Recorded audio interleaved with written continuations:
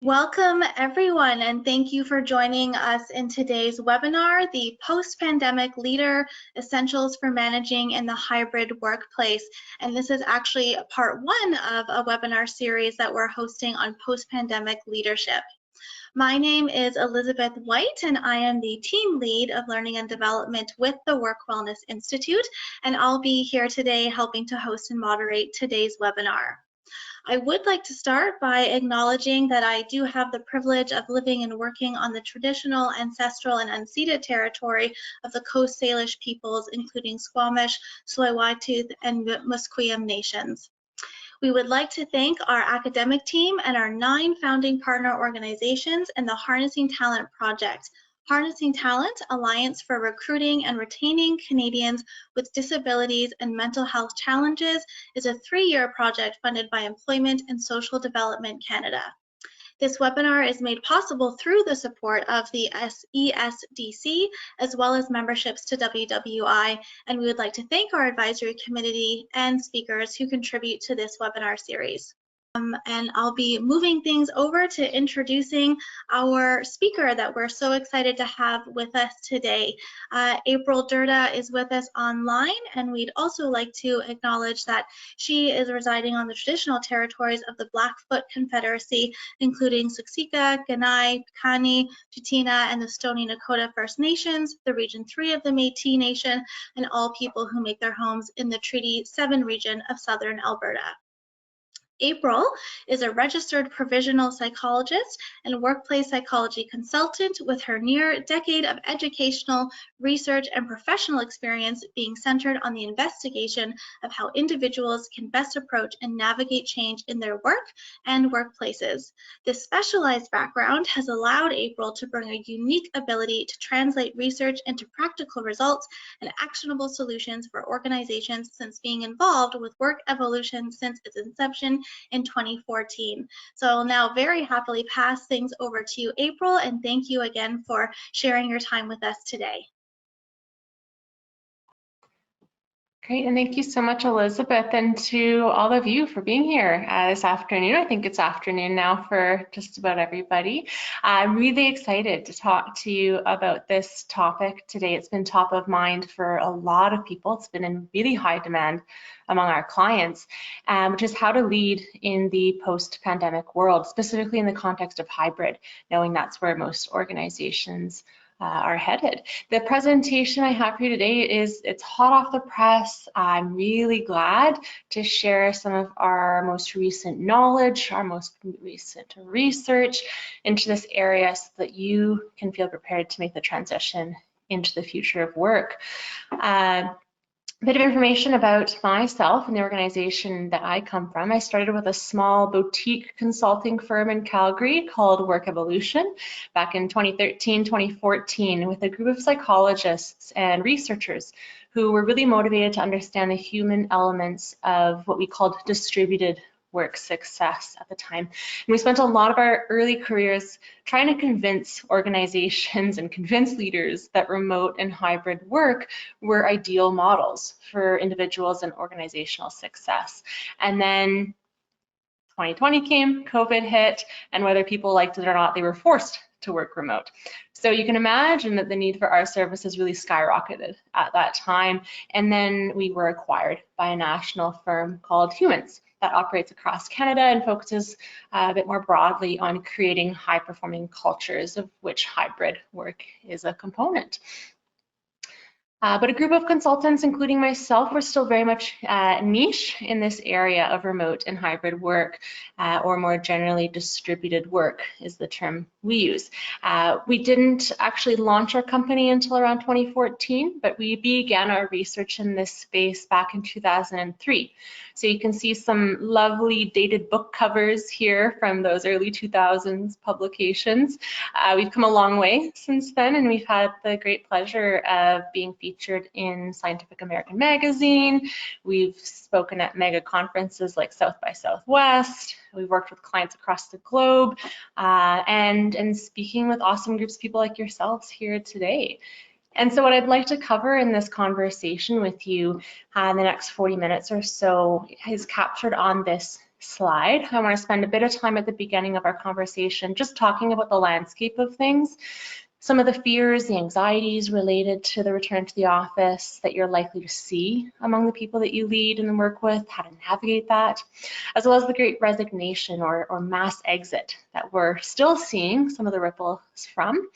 And then we're going to shift gears and look at how to navigate the transition to hybrid and what capabilities are needed from leaders, from teams, in order to do this successfully. Before we do that though, I'd want to send out a quick invitation to the group to please engage and be present in the conversation today. There will be a few opportunities for you to participate in polling questions throughout the webinar, and we will be holding, as mentioned, a Q&A at the end of the presentation. So if there's anything at all that you would like more information about, please feel free to drop those questions into the Q&A field, and I look forward to addressing them later on. Now, I want to start a conversation today with a quick nod to the topic of fear and anxiety, because I'd be remiss to jump into a conversation about how to navigate the transition into hybrid without talking about one of the reasons this transition is so challenging. Being that my background is in psychology and working as a psychologist in this field has come in real handy more over the past 20 months than ever before, because we're really starting to see mental health concerns showing up in the workplace more than ever before, meaning that there is a greater need for consideration of people's personal and professional realities. And the reason why I point out the need for these individual considerations is because we're noticing these really highly polarized responses to the pandemic. Whether it's differing opinions about vaccinations, restrictions, returning to the office, a recent study did show that 61% of people, and this was from a sample of over 15,000 folks across 17 countries, felt that national divisions in their society have increased since COVID. And so you bet this is noticeable at an organizational level as well. And a big part of this polarization can be explained by looking at the extent to which we can tolerate risk. And everyone falls at a different place on this continuum of risk tolerance. And there are a number of reasons for that, a few of which we've listed here. So for example, we know that personality is a huge factor. People who score high on things like conscientiousness and openness are often more risk averse. On the other hand, we know that your type A personalities actually tend to be more risk tolerant, interestingly enough, likely due in part because they tend to be more impatient and driven. Risk tolerance also increases with age until about 65, where it quickly drops off. And women tend to be more risk averse than men, generally speaking. We know there's a lot of other factors too. People who score higher socioeconomically on scores of this do tend to be more risk tolerant because of the greater financial security afforded, et cetera, et cetera. And the reason I point these out is because I want you to consider these trends in the context of the people in your lives and the teams of the people that you work with. Keeping an awareness of these factors in mind will help you as a leader in your organization to recognize and understand the fears that employees may have when returning to the office or returning to a hybrid model, even when you might not share those fears personally. And that's really the key piece to managing them, which is something you'll have some share in. Regardless of where you or anyone else you work with falls on that risk tolerance continuum, there is going to be some level of risk perceived when it comes to a return to the office, regardless, because we're dealing with a situation where there just is undeniable risk. And we have always lived with risk, but now we've added a lot of fear to that equation. And when that fear goes unaddressed for too long, and let's admit it, it has for a lot of us, it can lead to anxiety. And I want to explain the key difference between fear and anxiety here, which is that anxiety is based on the hypothetical. It's this worst case scenario mindset. It's not always or even often imminent or logical, whereas fear tends to be. So when anxiety kicks in, when this fear has been so prolonged, so unaddressed that it turns into anxiety, our perception of risk goes way up too. And we get into this sort of spiral of worry. And so as COVID continues, we're seeing more and more cases of people struggling with anxiety in the workplace and the return to work. And we'll talk about how to navigate that shortly here, but I first want to know what you're seeing. And so we're going to launch our first polling question for the group to ask about what you're witnessing in your colleagues, your direct reports, your peers, personally, when it comes to the transition to hybrid. Is it mostly fear and anxiety? Maybe on the other end of the spectrum, more excitement and enthusiasm, or something in the middle? And so I see the poll's been open now. Give everyone a minute to respond to that and see what people are finding. What we are seeing here is 80% have answered mixed. Some people are excited versus anxious. 13% are seeing more fear and anxiety, and 7% are seeing more excitement and enthusiasm. Fantastic. Thank you for reporting on those, and I thank you in advance for doing so in the follow-up polling questions.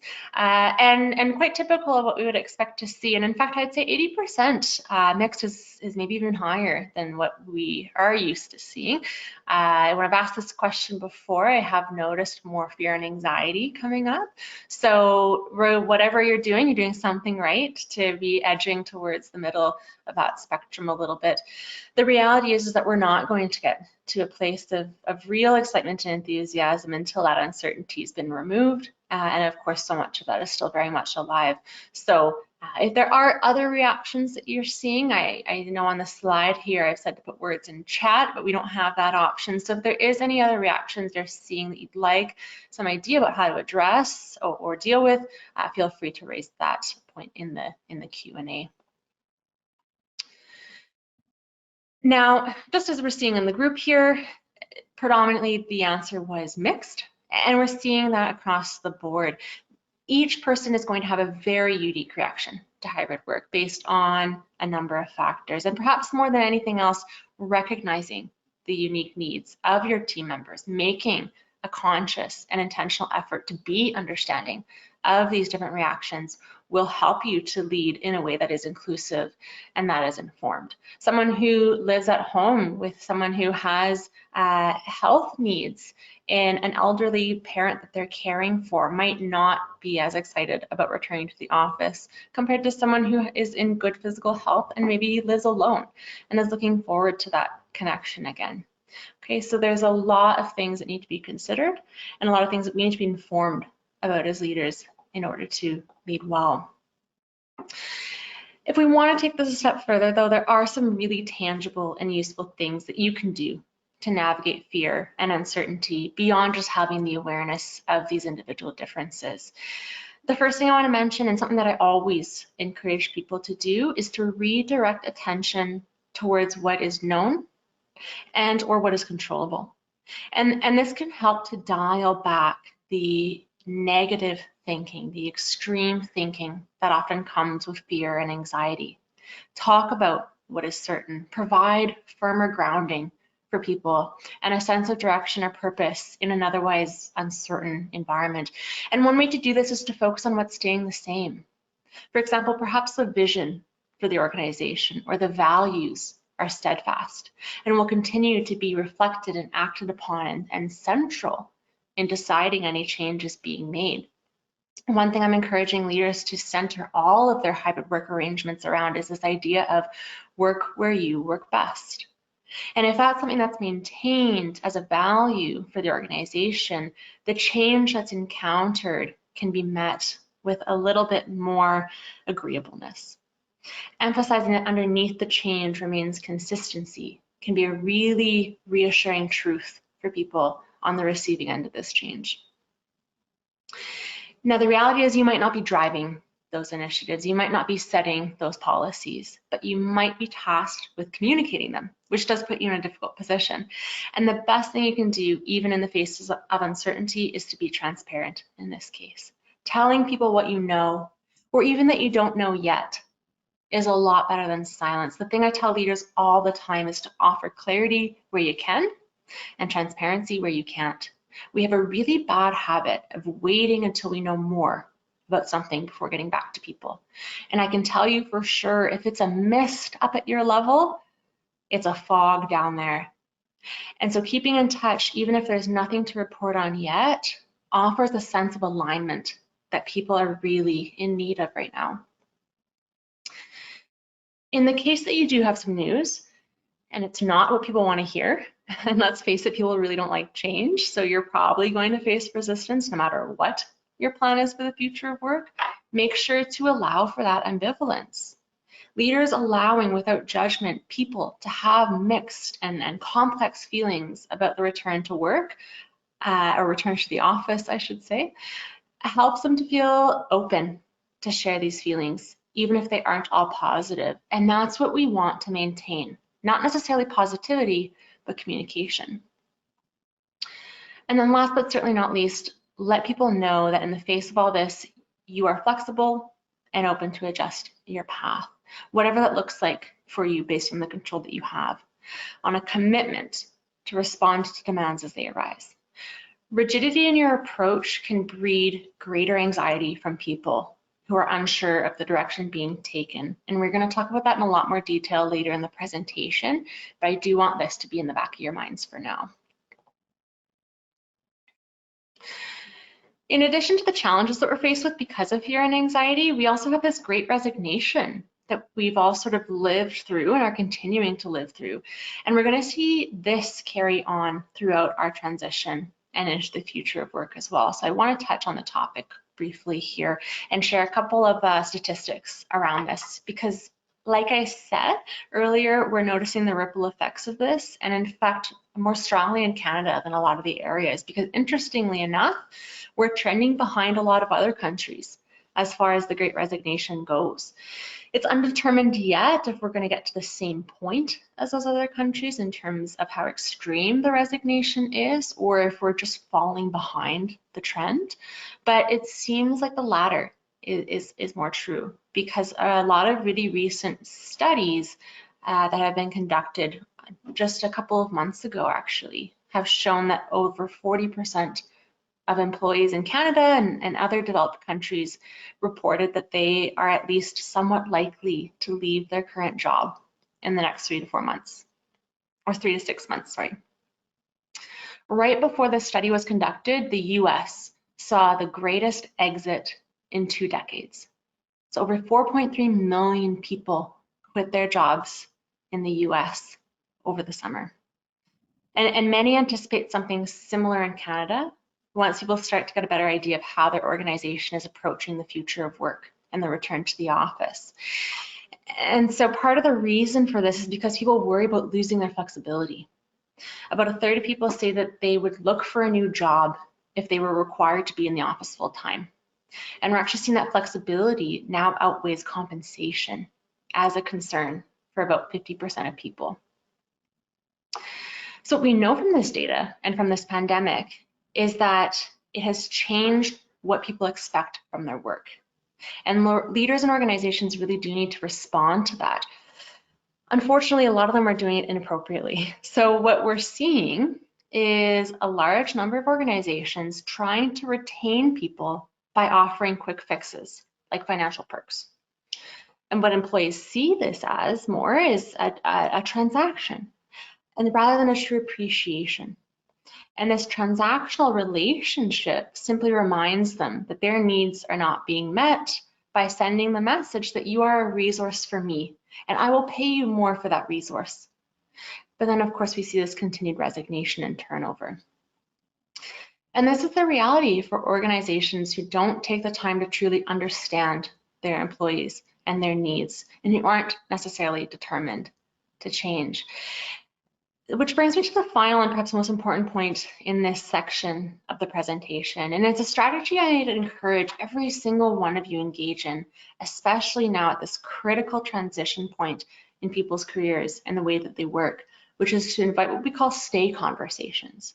There's one thing you take away from this webinar, it's the value of having this dialogue with your people. We've heard of the transitional or the traditional exit conversation or interview, which is kind of that reactive way of finding out what's not going well. But when you do this proactively, what you do is you realize the same outcomes without the turnover. And so when you have a stay conversation, what you're asking people about is things like what motivates and excites you about the work you do here. What would make you stay with us 3 years from now? What did you have before the pandemic that you don't have anymore and would wish to have again? And not only will this give you a better sense of how to retain your talent, but it's also going to work wonders for offering the clarity that people are craving about what to expect from the future of work. So it really is that win-win type of situation. The reality is that the workplace that your staff left in March of 2020 is not and should not be the same as what they're going back to, hopefully, in 2022. And the stay conversation is a really good way to reestablish and relaunch how work will look. All right, so we've talked about preparing for some of the challenges you're likely to encounter based on the fears and anxieties and expectations that have built up through COVID. Now let's shift gears and chat a bit about actually navigating and embracing the transition that is to come and how we can do that in a way that supports success for you as a leader and also for the people that you do lead.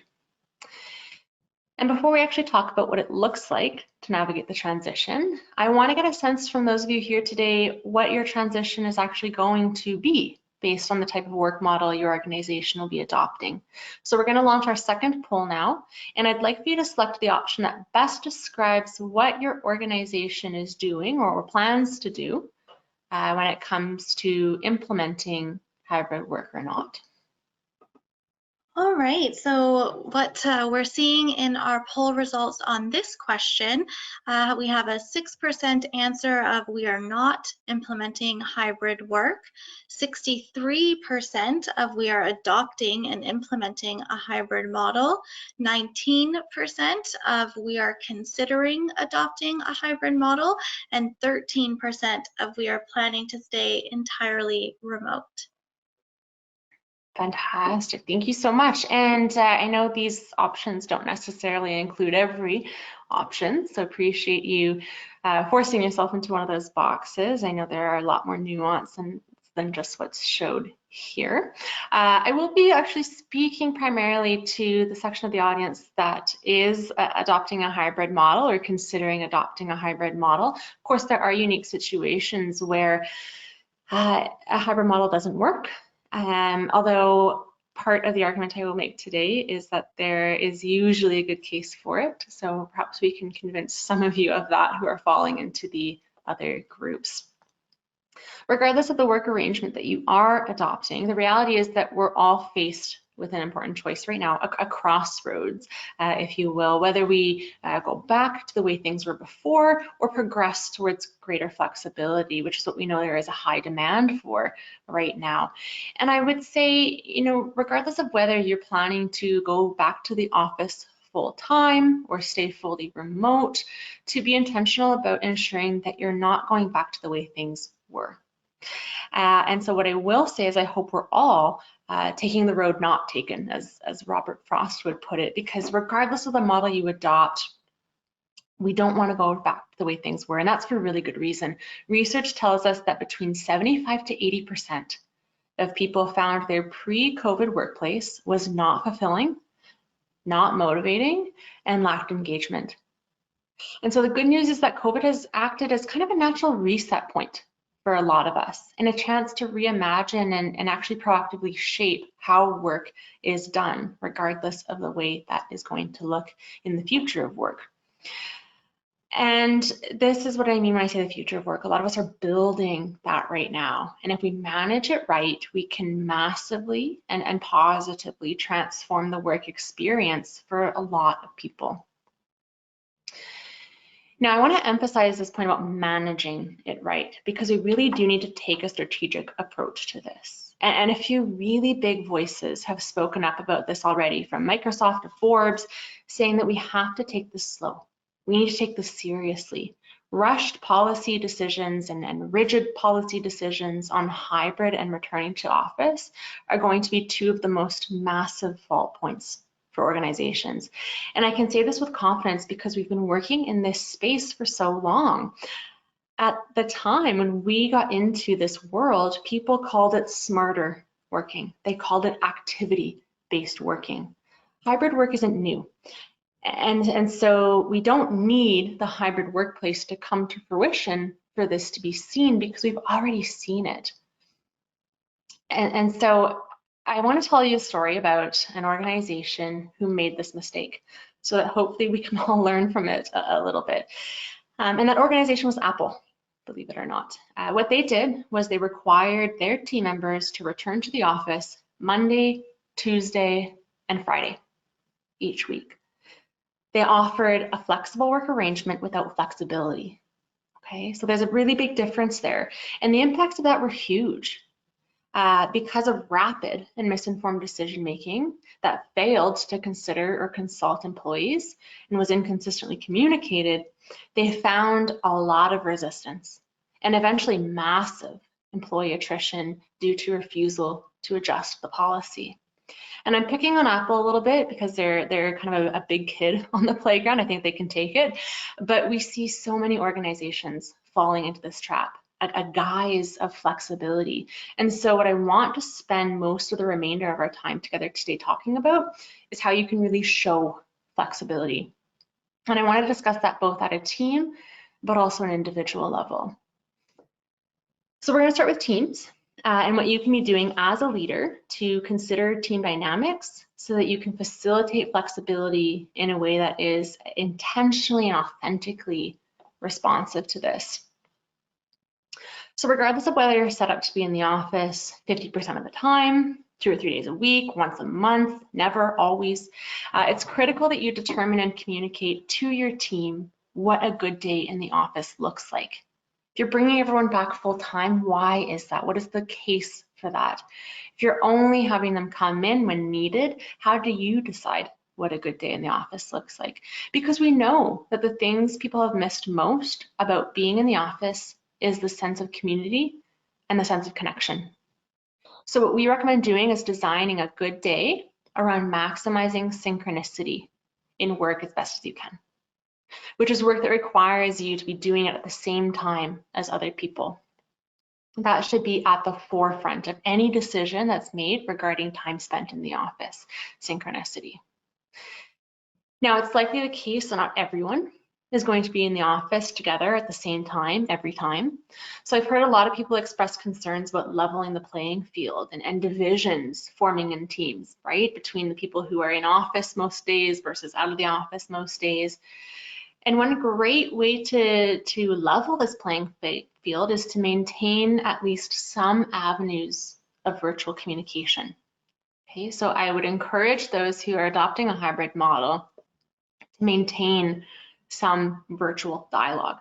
Keep some conversations to IM only. Maintain those virtual water coolers so there is this thread of unity maintained using those platforms. And finally, minimize uncertainty about hybrid work and what it will look like by developing team norms. There's one thing I really bake into these presentations, it's the uncertainty associated with the future of work that causes a lot of the concerns people have about returning to the office. And so if we can remove some of that uncertainty, we're going to see a lot of really good benefits coming from that. And so one strategy we recommend to accomplish this is to set team norms. And what I mean by that is to proactively shape them, intentionally design the typical patterns of interaction and behavior in your team. How do we work together is essentially the idea here behind what a team norm is. And the reason why it's so important to be proactive in this regard is because the reality is that team habits and patterns naturally emerge even if they're not intentional. So these norms, they're going to come about regardless. And once a norm is set, it's really hard to change. And they have a lot of power and effect on our behaviors and how we operate. And so being deliberate and being intentional about developing these norms can ensure that your team is aligned with a shared understanding of how to operate successfully. And so how does this look? Might not be a surprise to some of you, but perhaps you haven't heard of this concept yet. We think team charters are a really great tool. In fact, a large number of our clients are bringing us in to support the process of developing hybrid charters with their teams. And what this document does is it outlines the expectations for how we work together And it can address any number of topics from decision-making processes, team conflict norms, technology, expectations, strategies to support work-life boundaries and balance.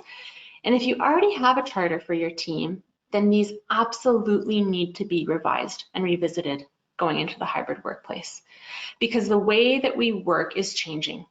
And there is so much uncertainty that comes with that.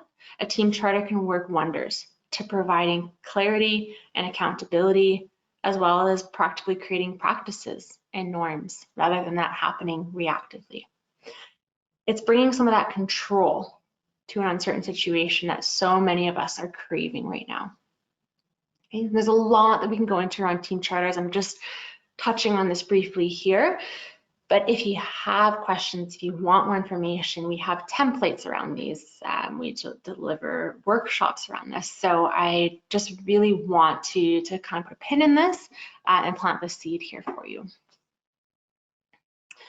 All right, let's quickly look at some of the individual dynamics that need to be considered if we want to respond effectively and strategically to the future of work. The first thing I want to mention, and especially for those of you who have hybrid work policies, I want you to think about the amount of autonomy people have in deciding how they spend their time at home or in the office. And for those of you who are going fully remote and or fully in office, this will be a challenge for you in terms of making a case for that, because a lot of you may not have a say in this, depending on how your return to office plan is structured or your position or your seniority. But I do want to still emphasize this point because it will help to contextualize things a little bit. We always recommend that organizations avoid an either-or scenario when it comes to working from the office versus working from home. And you bet you better have a good case for it, if not. It is a very small percentage, less than 10% of people, and this is based on our decades of research, that work best fully remote. And the same is true for those who work best fully in the office. We also know that how this time is split varies quite a bit from person to person based on a number of factors. And if you can't tell already, we really do have a bone to pick with organizations that are mandating, for example, everyone come back 3 days a week, or everyone has to be in the office at least 50% of the time. The extent to which a person works from the office should depend on a lot of different factors. Their position and their role within the organization, how much time they need to be in the office depending on the needs of their team or the tools they have to access. Their personal factors too, their home office scenario. I worked with a team out in Poland, and one of their leaders worked from the ensuite bathroom in his master bedroom. All right, in his case, probably not the best space to get work done. And so yes, a lot of these are related to work, but a lot of them relate to personality as well and your situation. You'll see personality there at the bottom. We look a lot at personality fit with remote work, and this is the spread that we see. A really nice clean bell curve from working remotely 100% of the time and people preferring and working best in that situation, and working in the office 100% of the time. You'll see most people fall somewhere in between. Now, if you're strategically planning how your hybrid workplace is organized, or you want to support the productivity and engagement of your people based on how they've been asked to work, then definitely personality fit should be a consideration. And so we've developed the first psychologically validated assessment to measure fit with hybrid work based on 11 personality characteristics, which you'll see here, proven to be associated with hybrid work success. And this isn't a tool to gatekeep. So if you've got John reporting to you and he says he works best from home 3 days a week, you're not going to use an assessment to confirm that theory, but it can be used to develop these capabilities so that people are most effective in the work arrangement they've selected or been assigned. Okay, so this is a really fantastic tool for hybrid workers, for hybrid leaders to understand how you work best and to maximize your competency in your work arrangement. Okay, it's a really great automated, scalable kind of solution with instant results and insights to support that success model. But you're all leaders here. So let's end the presentation today with a bit of conversation about what capabilities are required for you to be successful, both in your work and in your leadership within the context of hybrid. And I want to pose our third and final polling question here, which is to ask you, how prepared do you feel to manage hybrid teams? From fully ready to unprepared, or somewhere in between? Where would you place yourself? And I know this is a leader session, and sometimes we get a lot of HR and things like that in the mix as well. But given the role you play, how prepared do you feel to take on the hybrid workplace? Okay, so we have a hefty majority of 87% in the I am somewhat ready but want to learn more, and an equal split at 7% each for I am fully ready and I feel less ready. All right, that's great to hear. And for those that are fully ready, maybe you can leave your contact information in the Q&A so we can all reach out. But certainly, yeah, the somewhat ready category is where we expect people to be. In fact, I would expect most people to always be there. There's always sort of this room for improvement. What we do know is that the capabilities required of leaders in the hybrid workplace are additional to what is required of those in the office. And so there's actually a very steep learning curve more often than not in order to do this well. And I would actually argue you have a new beast now that you have to tackle. So fully pre-COVID work, which was primarily in the office, was its own set of skills and needs and demands. Fully remote was certainly a challenge for most of us, a new experience, but again, it was fully that way for the most part. And now we have a new beast, which is the hybrid workplace. And so what I'm going to share here is that our understanding of this, because we really wanted to know what are requirements of hybrid leaders. What capabilities do they need? And so we researched that. We did it for hybrid workers. You bet we did it for hybrid leaders as well. And this is what we came up with. 11 competencies in 3 capability buckets. And so you'll notice that some of this relates, of course, to things you would need to be able to do well in the office, but in a hybrid context, it's either elevated or escalated in some way because of those unique demands. So I just want to point this out because it's not the case that leaders can go from being fully in office to fully remote to hybrid without any skill development. It's just a different set of skills that are needed. And in fact, I would argue that leading fully remote has actually been easier, even if unfamiliar, than leading hybrid. Okay, so these 3 areas are really key to develop. They're areas that we encourage leaders to develop, to encourage to look at. Again, we have an assessment here that digs into those capabilities as well. So you can actually determine with data how well prepared and performing you are in this new context. You notice here we use the term distributed in our assessments. We think hybrid work will actually slowly fade out as a fad term as well, just as activity-based work and smarter working did. So we think this is a more all-encompassing term, even though it is a bit of a mouthful. So the report we have populates these scores based on complex algorithms that take into account your developed skills as well as your personality traits that together form these unique competencies. Okay.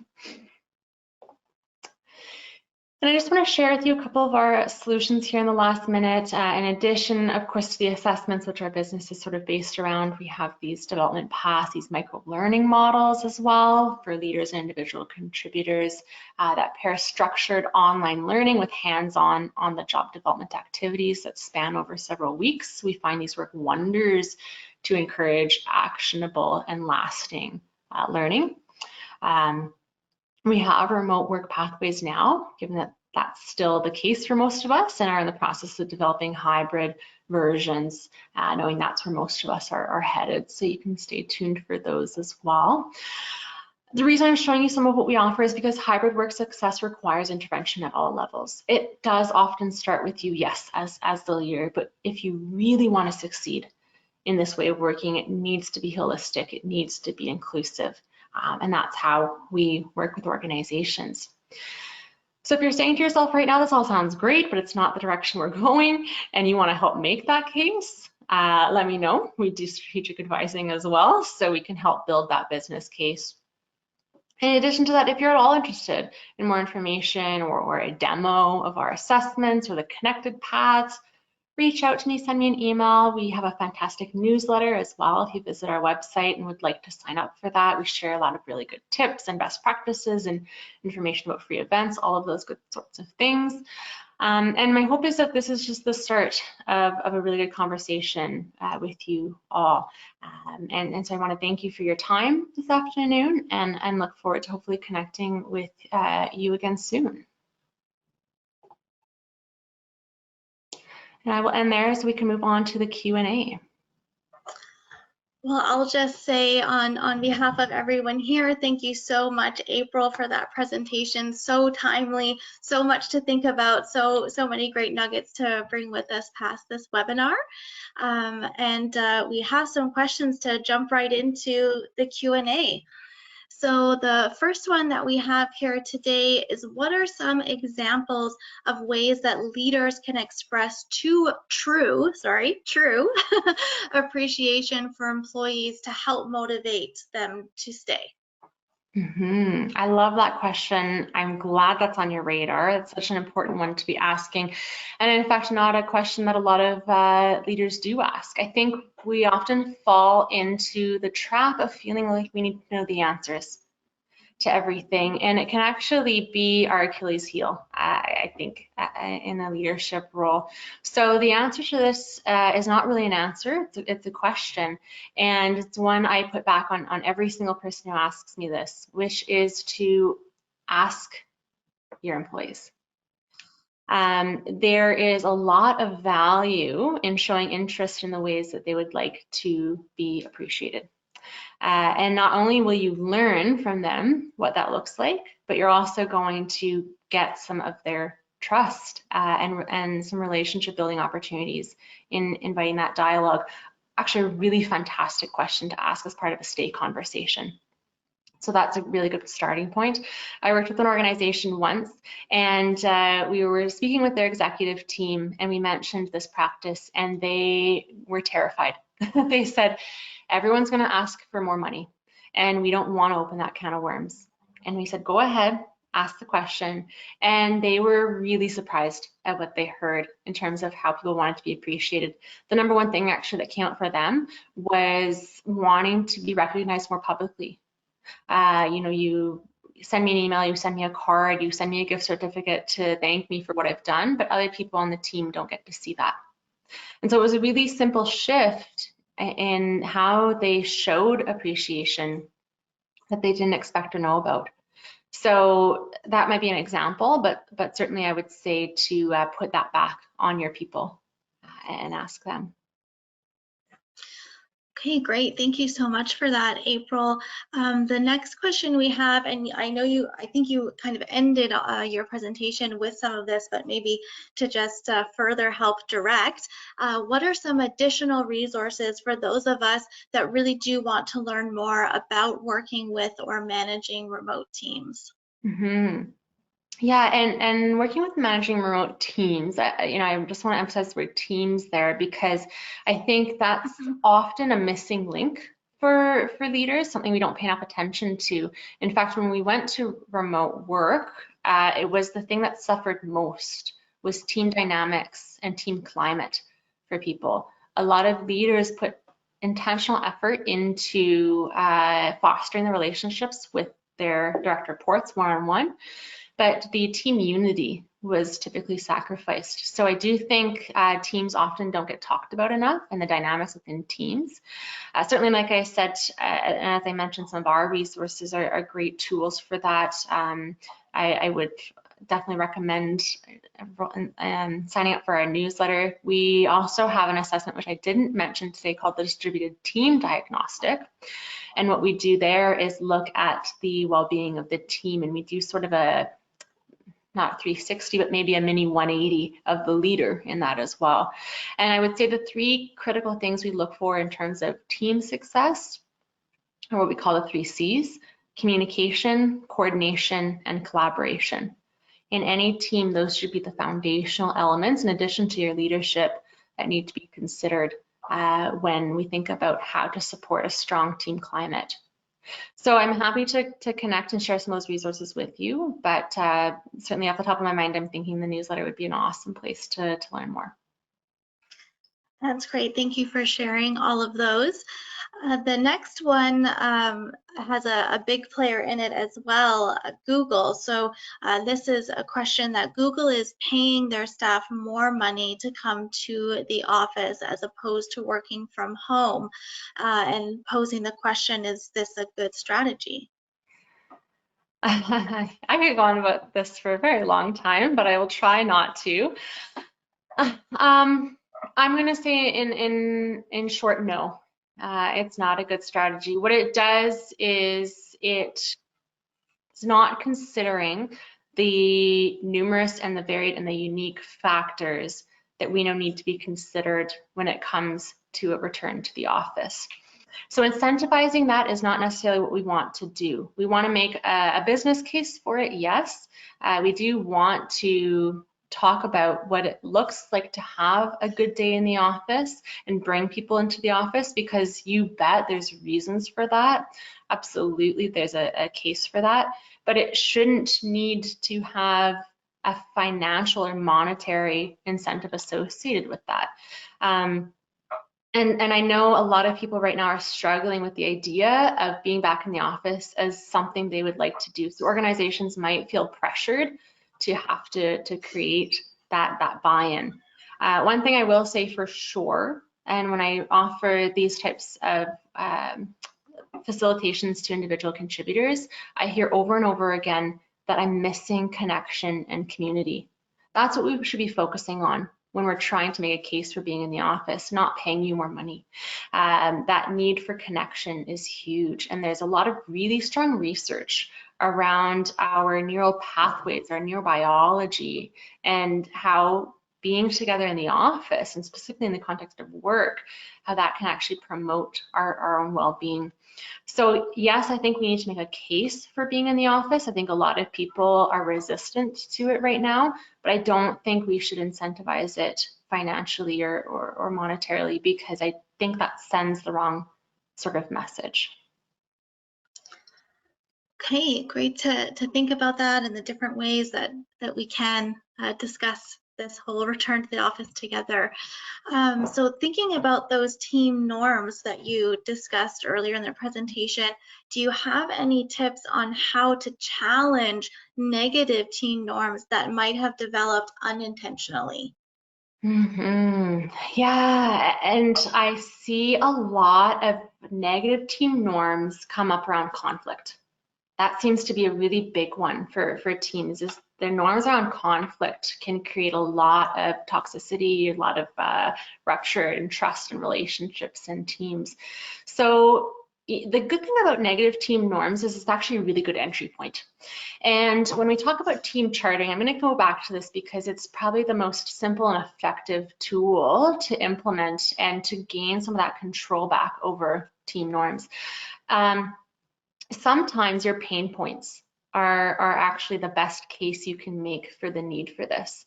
And in fact, I would argue leads to the most effective and most used charters. A lot of people develop team charters proactively.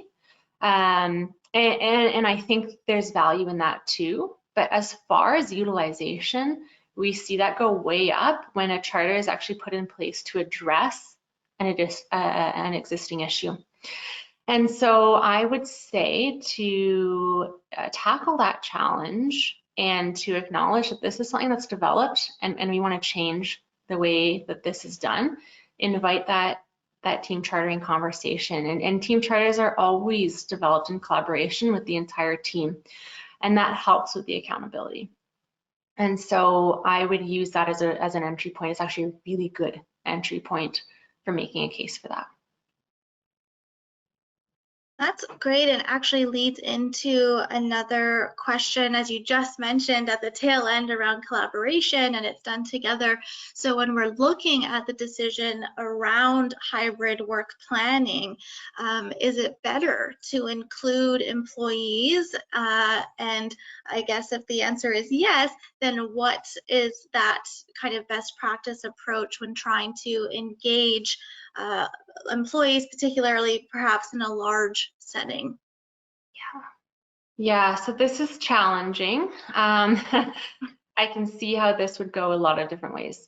What I will say is hearing the voice is key.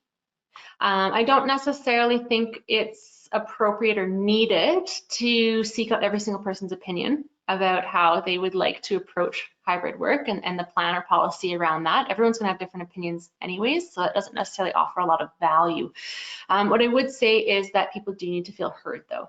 And so if you are soliciting input, I've seen some organizations host focus groups, town halls, those sorts of things can be really good tools.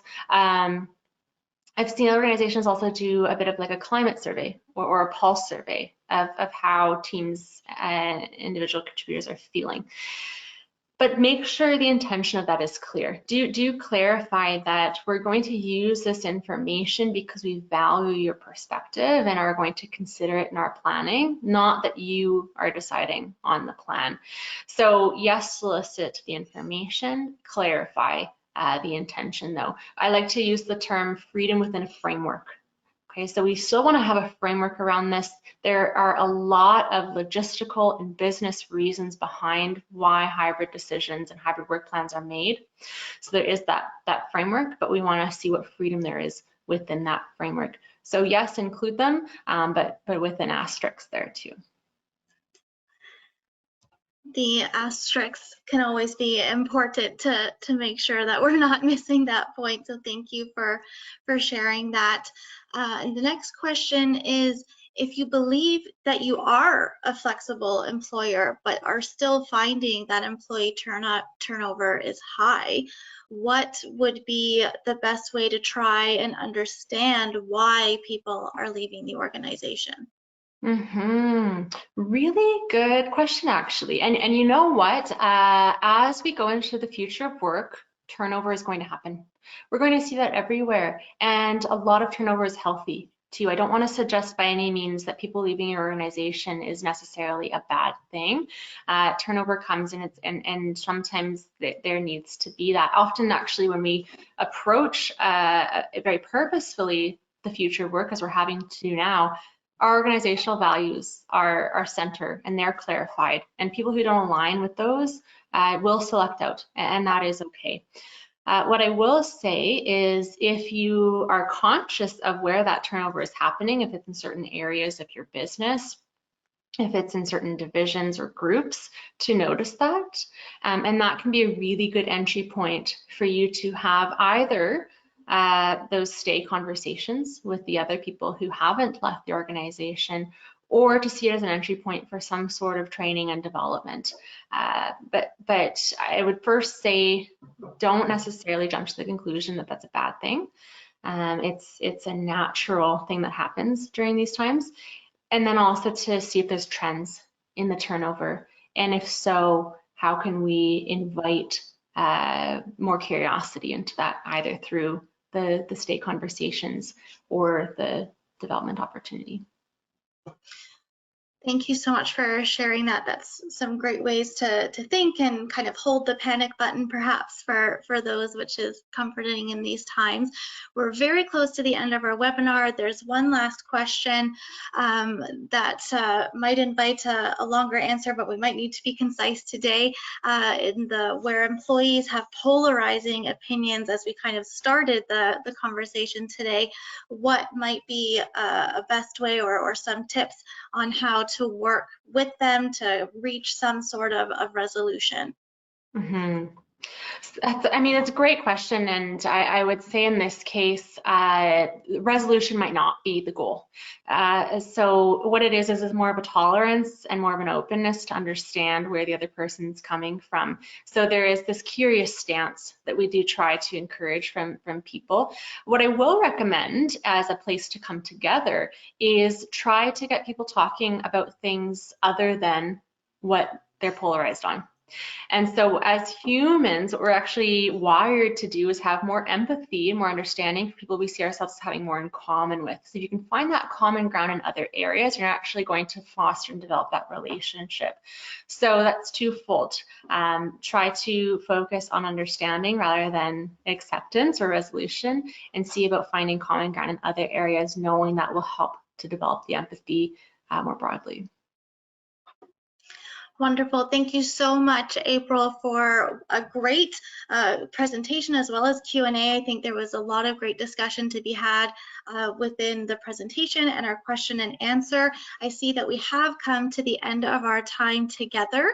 So just want to close with a few reminders that this presentation, once again, is recorded and will be sent in post-webinar communications, as well as always posted for free of charge on our website, as well as on our WWI eCampus as a full webinar course. We would like to once again remind our organizational members with VRA Canada, ARPA, or CPHR Alberta that you will be receiving free certificates of attendance, as well as our WWI members receive free certificates. So if you are interested and would like to become a member of WWI, please visit our website at www.workwellnessinstitute.org and look to the Join Us section to see all of the great benefits that come with our membership, as well as how to sign up. Immediately following this webinar session, you will be directed to an evaluation survey, and we certainly appreciate you taking just a couple of minutes of your time to help us inform our educational resources moving forward, to ensure that we're always timely and relevant in bringing forward what works for our audience. So thank you in advance for taking that moment of your time. All of our webinars are created for public access and supported through memberships and funding sponsors. And with that, I will just take one last moment to provide an opportunity to continue learning with us through our webinar series. As mentioned, today was part 1 of the Post-Pandemic Leadership Series. Our second webinar will actually be held tomorrow, December 16th at 10 a.m. For those of us in British Columbia, but do the adjustment necessary for your time zone. And the third will be held later on in February. So as always, be sure to browse the upcoming webinars section under Learn and Connect of our website, and that will provide all topics, dates, times, speakers, everything you need to know around our webinar programming. Thank you again, everyone, for joining us today and graciously providing your time with us to learn about such a timely and important topic. And thank you, April, for guiding us through today and bringing so much expertise to the table. Thank you so much, everyone. Thank you. Have a good rest of your day.